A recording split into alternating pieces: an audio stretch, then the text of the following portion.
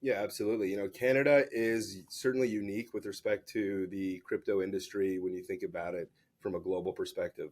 Canada was quite early in terms of putting in a regulatory framework that would govern platforms like BitBuy and CoinSquare.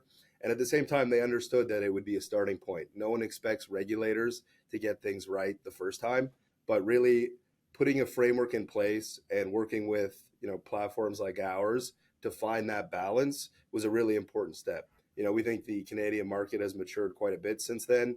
You think about, 2022 as an example, and some of these international platforms, whether it was Voyager, Celsius, FTX, the list goes on.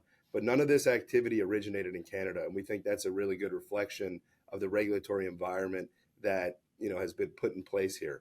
Certainly when you think about the Canadian market, it's certainly smaller than some of the other jurisdictions globally. And so what that means is, you talk about over the last 18 months, another, bear market, and at the same time, regulatory compliance costs continuing to increase as a percentage of overall costs for these platforms, and the impact can be significant.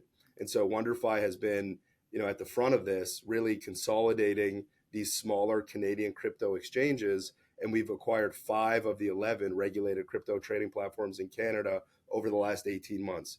We think through that we have created the economies of scale that are needed to, certainly withstand the increased compliance costs that exist. And, we think through our 2 operating platforms today that we're really well positioned with respect to the regulatory environment here and our abilities to continue to grow those businesses.